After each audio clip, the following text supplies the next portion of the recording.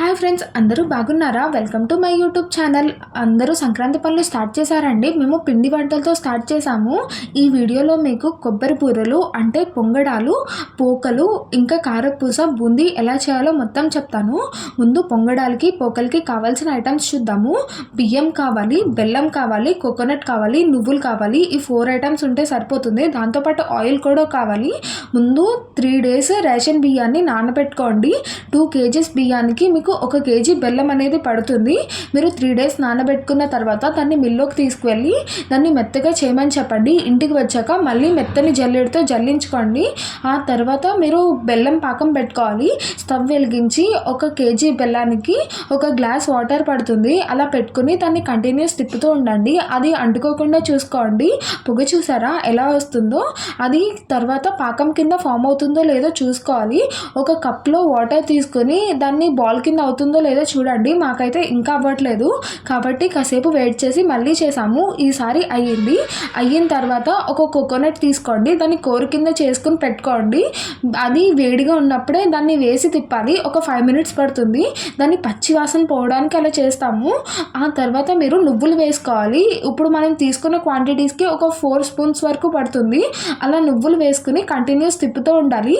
చూసారా అది ఎలా మరుగుతుందో? దాని తర్వాత దాన్ని కింద పెట్టేసుకొని మనం పిండి వేసుకోవాలి. ఏదైతే ఫస్ట్ జల్లించుకున్నామో అది ఆ పిండి మీరు ఉండల కింద అవ్వకుండా వేసుకుంటూ ఉండాలి. కాబట్టి ఎవరినైనా వేయమని చెప్పండి.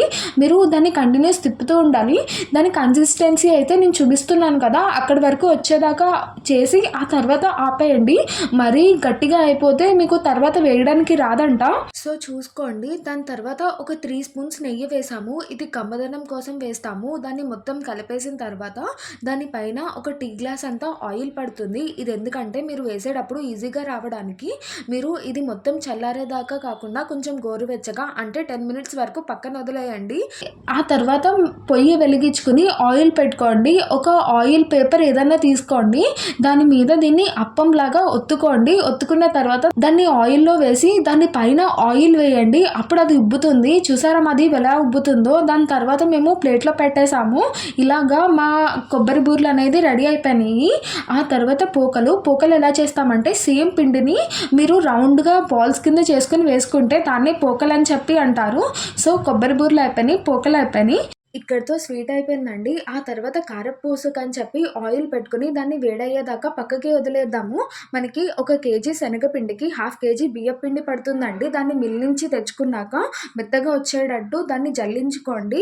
ఆ తర్వాత మనకి ఒక 1/4 kg మిర్చి అనేది కావాలి. ఈ మిర్చిని మనం మిక్సీ పట్టేసుకుని దాన్ని వాటర్ కింద తీసుకోవాలి. ఇంకా సాల్ట్ కావాలి. ఇది ఒక 4 spoons వరకు పడుతుందండి. ఈ లోపల ఆయిల్ వేడవుతుందో లేదో చూసుకుంటూ ఉండండి. ఈ మొత్తం పిండిని కలిపేసాక దాంట్లో పచ్చిమిరకాయ వాటర్ వేసి దాన్ని కలుపుతూ ఉండాలి. సాల్ట్ కూడా ముందే కలిపేయండి. మొత్తం అంతా ఒక్కసారి కలిపితే కనుక మనం వేసేటప్పుడు ఉండల కింద వస్తుందంట. కాబట్టి కొంచెం కొంచెం కలుపుకుంటూ ఉండండి. ఇది మొత్తం మనం కారపూస వేసే జల్లెడలో పెట్టేసుకుని అది వేడి కాగే నూనెలో వేసుకోండి. చాలా త్వరగా వేగిపోతుంది. చూసుకుంటూ ఉండండి. అది గోల్డెన్ బ్రౌన్ కలర్ రావాలి. ఇక్కడ ఏదైతే మీకు బుడగ కనిపిస్తుందో ఆ బుడగంతా తగ్గిపోతే అది పర్ఫెక్ట్గా వేగినట్టంట. ఆ తర్వాత అది తీసుకుని పక్కన పెట్టేసుకుందాము. ఇక్కడితో మా కారపూస అనేది అయిపోయిందండి. ఆ తర్వాత మాకు మిర్చి వాటర్ అయిపోయినాయి. కాబట్టి కారబూందీ చేద్దామని మేము ఫిక్స్ అయ్యాము. ఇందాక మనం మిర్చి వాటర్ వేసుకున్నాం కదా, ఆ ప్లేస్లో మనం నార్మల్ వాటర్ వేసుకోవాలి. అంతేకాదు ముందు సాల్ట్ వేసుకున్నాం కదా, ఈసారి పిండిలో సాల్ట్ కూడా వేసుకోకూడదు. ఎందుకంటే మనం కారబూందీ చేసుకునేటప్పుడు కారం, ఉప్పు సపరేట్గా కలుపుకుని మొత్తం అంతా ఏపిచ్చేసుకున్న తర్వాత కలుపుతాము. కాబట్టి మీరు సాల్ట్ మాత్రం వేయకండి. జస్ట్ ఇందాకడ శనగపిండి, బియ్యం పిండిలో మీరు వాటర్ వేసుకుని కలుపుకోండి. ఇది ఈ కన్సిస్టెన్సీలో వచ్చేదాకా. ఆ తర్వాత మీరు ఆయిల్లో ఆ కారబూందీని వేసుకోండి. మేము మా దగ్గరున్న ఆయిల్ జల్లెడతోనే వేసేసాము. అవి కొంచెం వేరే షేప్‌లో వచ్చినాయి. కానీ కారబూందీ టేస్ట్ మాత్రం సేమే కదా!